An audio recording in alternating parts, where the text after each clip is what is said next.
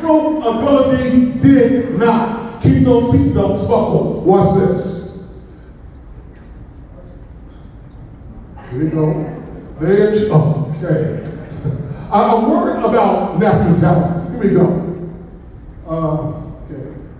Let me tell you about the West Point story. West Point is a U.S. military academy. But before the West Point story, let me tell you about the McKinsey story. How many of you heard of McKinsey before? McKinsey is the top company in the world when it comes to natural talent. They're the top global management firm in the world. McKinsey also operated on some faulty assumptions, and here they are. They ended up putting together a paper called The War for Talent. Everyone shout, talent.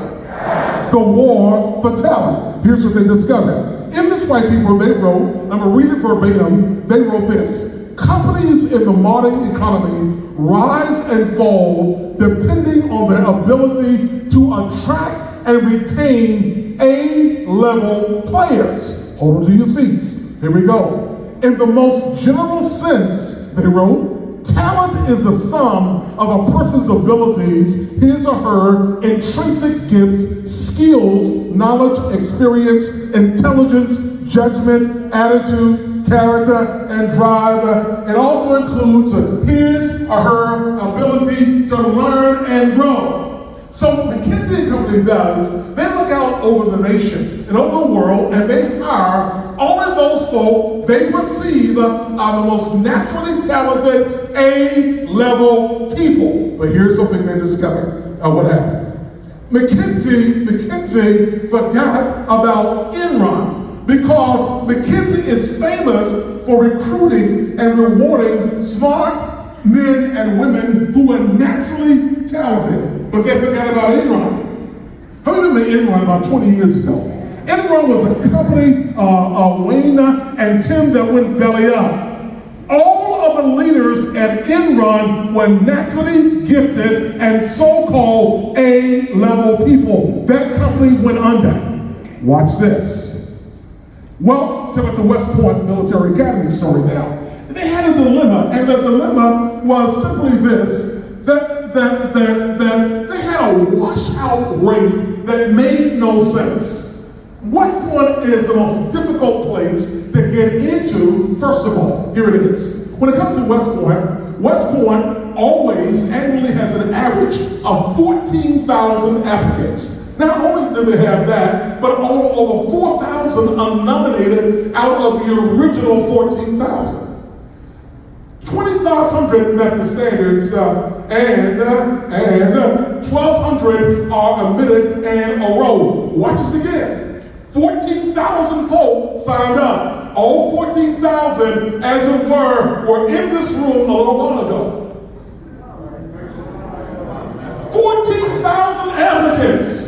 Only 4,000 are nominated out of those 14,000. 2,500 met the standards, but only 1,200 admitted and enrolled. Hold on, I'm going somewhere. That means that 1 out of 5 of them are the only ones who ended up succeeding in getting in. But they still have a dilemma. Let me tell you the dilemma. Watch this.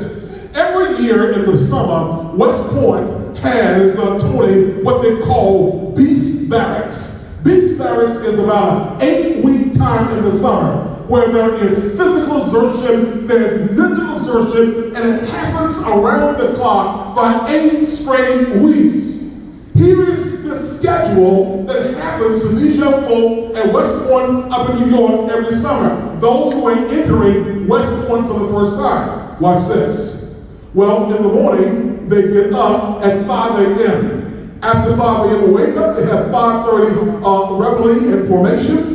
They have a 5:30 to 6:55 physical training. At 6:55 to 7:25, they have personal maintenance. At 7:30 and 8:15, they have breakfast.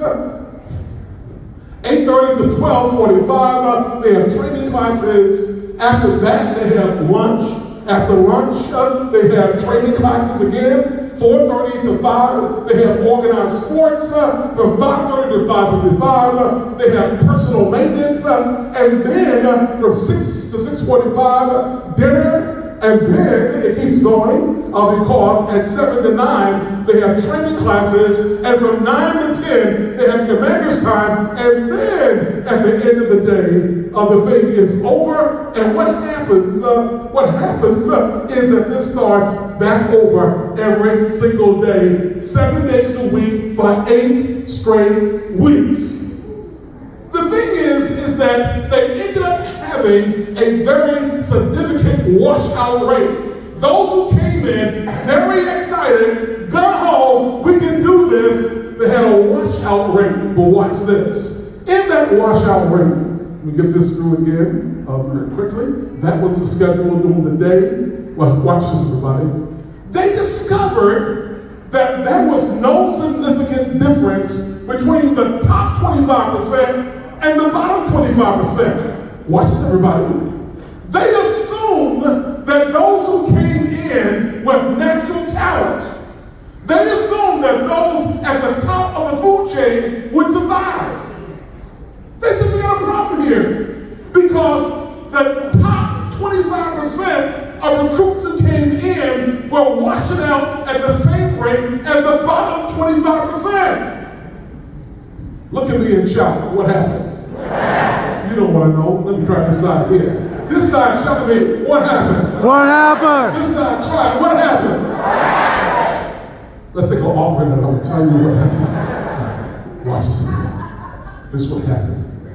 Angela Duckworth was called upon when she went back to school, became a psychologist. She ended up joining the psychologists on the staff of West Point, and they did some research. They were trying to figure out what is that one thing that we can isolate. Wait, tell me, don't walk off the stage. I feel trapped. Okay, here we go. Grab this. What is that one thing that we can isolate, that can figure out those who make it and those who don't? Because we just discovered that those who join 4D, talent may not mean anything. Natural ability may not mean anything.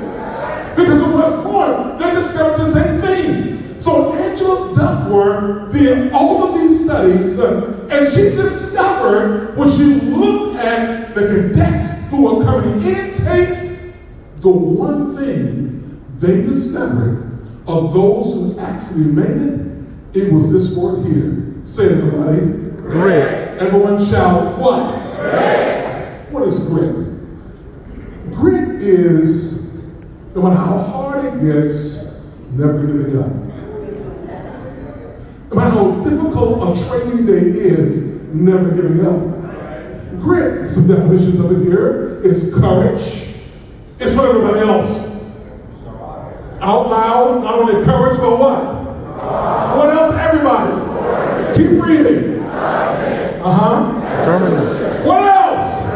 That's the D word.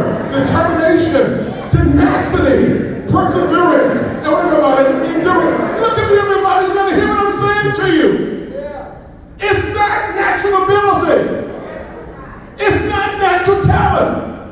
The folk who are making it in 4D are no smarter than you are. The difference of those who are making it, Paul, are those who are tenacious. They are determined. They are persevere. They have endurance. They have the G word. Shout out, everybody. Grit. Now watch this. It gets better. Because not only must there be grit, there must be what, everybody? Yes. Now, look at one. If you got your seatbelt on, pull the thing tighter than ever before. Do it right now. Okay, those who didn't do it, you're gonna fall out the car. Oh, listen to that. Watch this. Watch this. Resilience is a non-negotiable. Watch this one. So, here's the definition that Joseph Folkman put together for resilience. He says resilience is a resilient person is one who sees failures as a temporary, what, everybody? A failure as a temporary, what, everybody? Guys, I'm not giving you false data up here. This is is deeply researched. Resilient people are those who see failure as a temporary setback. They can recover from how quickly? Quickly. They maintain a positive attitude and a strong sense of opportunity during periods of turbulence. Tell you about a lady named Helen Keller. How many of you ever heard of Helen Keller before? Now tell me. But you'll see the real title of this one here. Helen Keller was born not only blind, she was born deaf. In other words, all you can do now is just sit and live out your life. She couldn't speak, she couldn't hear, she couldn't see. But Helen Keller ended up going to school and got a degree from Radcliffe College. Not only that, but Helen Keller, of all people, ended up writing a book called Optimism. How do you write a book on optimism when you are deaf, you are blind, and you cannot hear, you cannot talk? Went to college, despite the obstacles, despite the failures. She ended up writing a book on optimism. Watch this, it gets better. Let me tell you about this friend named Chris Simons. Chris Simons is in school with Wayne, with Tim, and myself in college. Chris Simons was the most athletic guy around. About 11 years ago, Chris was diagnosed with Lou Gehrig's disease, or ALS. He was diagnosed with it, and the average lifespan is only 2 or 3 years. In fact, everyone who was diagnosed with ALS after Chris are all dead. Watch this. What was the difference? I want to call it resilience. In fact, Chris texts me every single day. Chris has now gotten to the place because one of the impacts that happens to you with ALS is eventually you can't breathe anymore. Chris now, in the last few weeks, has practiced getting off the vent, and he's up to an hour and a half breathing on his own. Chris said, I plan by God's grace, someone shout God's grace, because you can't do this on your own. Chris says, by God's grace, I plan to be the first person that reverses ALS. It's called resilience. Tiger Woods is the greatest golf player alive. I mean, he was the guy that, remember, most of us got into golf when Tiger came on the scene. Some of us started playing, some of us didn't.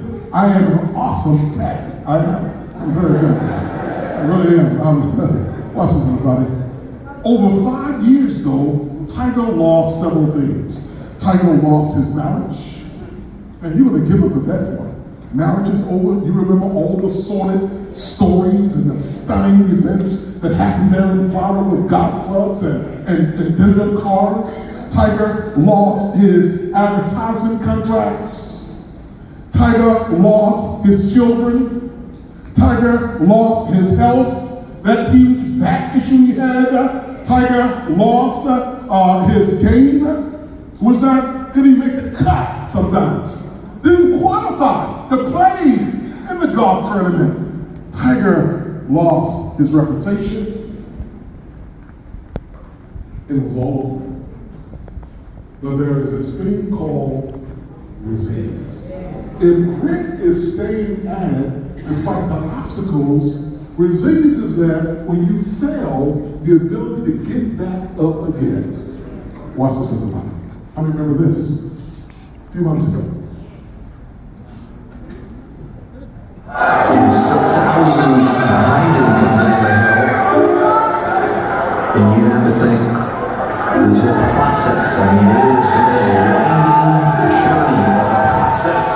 It's exciting. It's like the Open Championship where they let the gallery converge on the 72nd hole and lock up with the players. You have to walk through a lot of the gallery. Nothing like it in sports, really.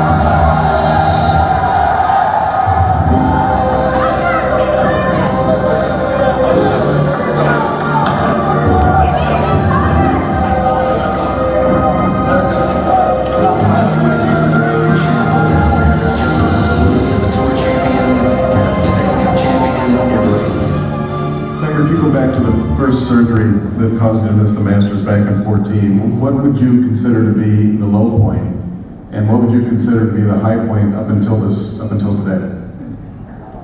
Probably the low point was not knowing if I ever be able to live pain-free again.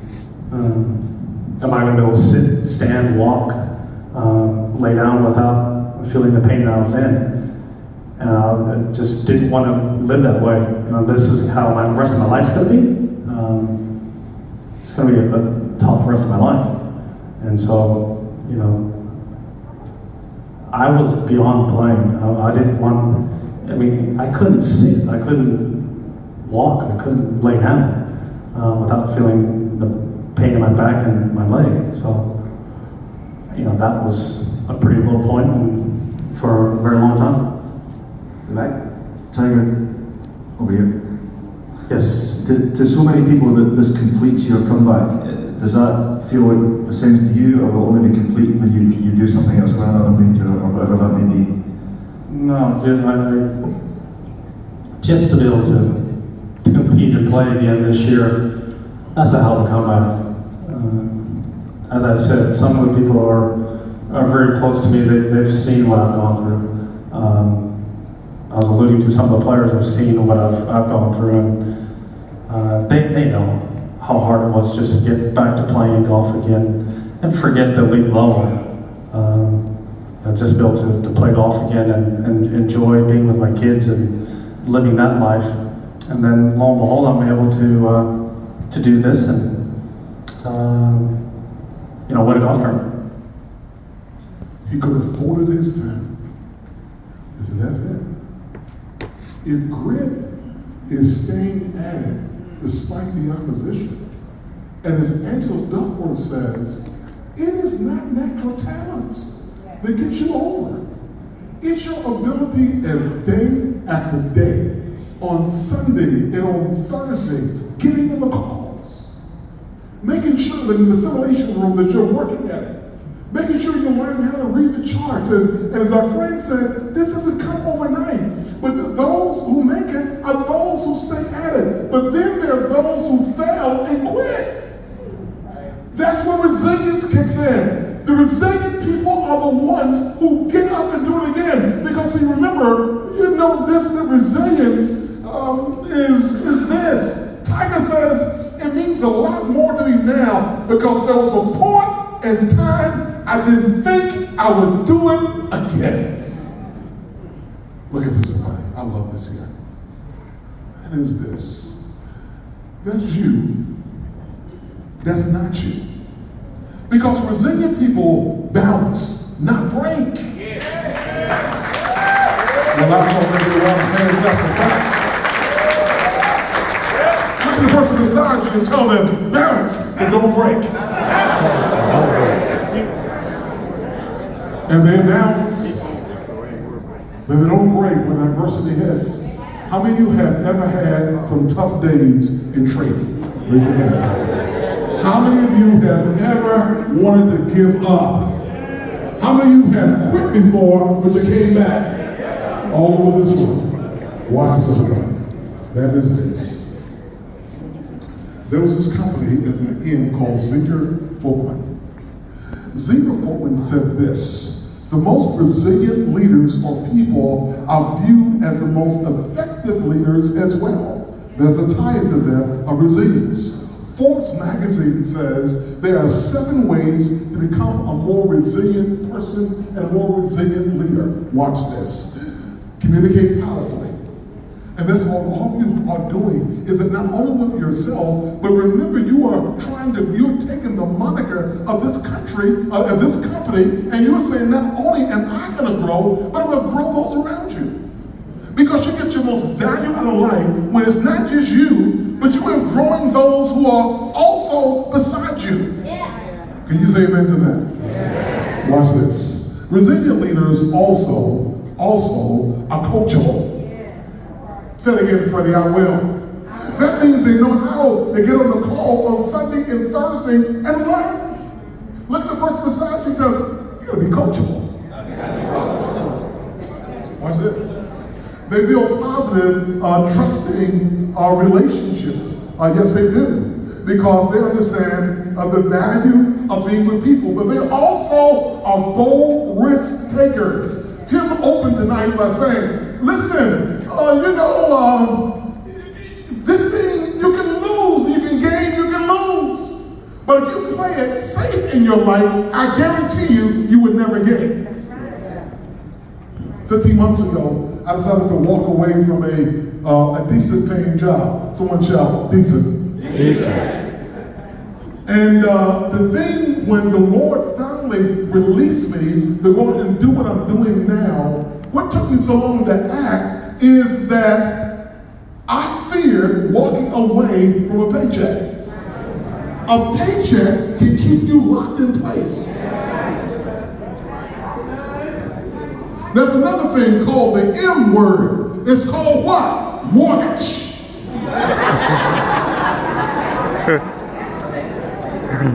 But those who make it in life, I want you to hear me, learn the value of taking risks. And with this, with 4D, it's not just risk, it's informed risk. When you learn Calculated how to risk. do it. Watch Calculated this. risk. Resilient leaders develop what? Others. Look at the person beside you and tell them quietly, you got to develop somebody else. Because listen, everybody, as you develop others, you develop yourself. Watch this. Resilient leaders are champion of change. And most people in life never change, they never grow. Because people do not change until the pain of staying the same is greater than the pain of change. Say it again, Freddie, I will. People do not change until the pain of staying the same is greater than the pain of change. And by the time they change, it's too late. You champion change. And resilient leaders are everybody decisive. They don't dicker. This evening Tim stood and Raymond stood and said, those who want to do this, come down front. At some point, you're going to be decisive enough to make a move. But it ends up being the best move of your life. I'd like to end with this right here. And so resilient people and leaders they communicate powerfully, they're coachable, they build positive trust relationships, are bold risk takers, develop others, champion change, are decisive. We'll be able one last one here. Stephen Covey, in his amazing book called The 7 Habits of Highly Effective People, talks about in that book that every single day, people are trying to climb the ladder of success. They go to multi-level marketings, they get 15,000 folk in their downline, all under 8 years old, maybe. They're trying to climb the ladder of success. They are sacrificing family, sacrificing themselves, sacrificing their health. But on reaching the top of the ladder, they discover that the ladder has been leaning against the wrong wall. And what Tim knows talked about tonight is that here is a process that through grit and resilience, through what, everybody? Grit. And let's see if we do it louder. This is grit, this is resilience. Through what? Through grit. And that's not loud enough. Through grit. And one more time. Through grit. And you can make it. That means that you're leaning the ladder against the right wall. Go off tomorrow morning and do it again. Thanks for allowing me to do this.